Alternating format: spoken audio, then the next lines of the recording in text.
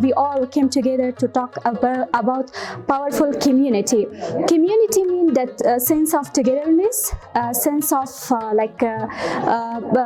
association and feeling of cooperation with each other. As a human being, women also have the right to create or to join communities to support each other. I think women's right is not something unusual or not something new that cannot be handled.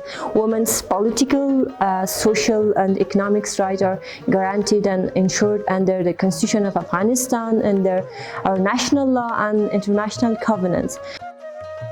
It's very important to have leader women in our society, because everyone is not a leader, everyone do not have a voice in every sector, in every section. So women are the ones who can lead the other women, and if there is any problem, so then a woman can defend for their rights, defend for the problems that they have, they raise their voice and they can find a solution for the other women who are living in that society. I feel like women's inclusion in the policy making and decision making as a political leaders is crucial for the government or for the decision making. So any decisions that is taken not only like politically but also economically. We need women in every portion of society and our life. So we need women in education, in health, in business, but we also need women to be in politics.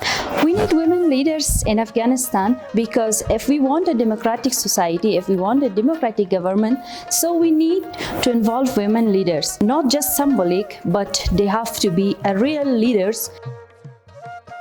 What our political leaders should do is to empower women and ensure their right is to go towards normalization process and takes the women's right as a normal thing, as something normal. Because what we are lacking is a strong political will toward women's leadership in Afghanistan. Women is initially have these skills with them themselves. So by the time it is raising up, and some people need to give them some education and let them to be a voice for other women who are in society.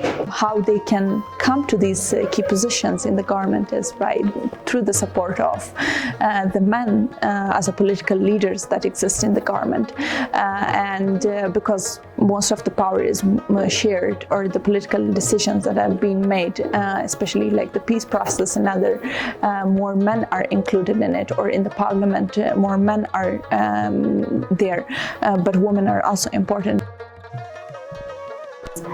That nowadays the peace negotiation is going on. We have to have a very powerful women and leaders to talk on behalf of our others women and represent a huge group of women in the peace negotiation. That in peace negotiation, men are talking on our behalf, and they haven't gone through those experiences that we have gone through. So a man cannot represent a woman in peace negotiation.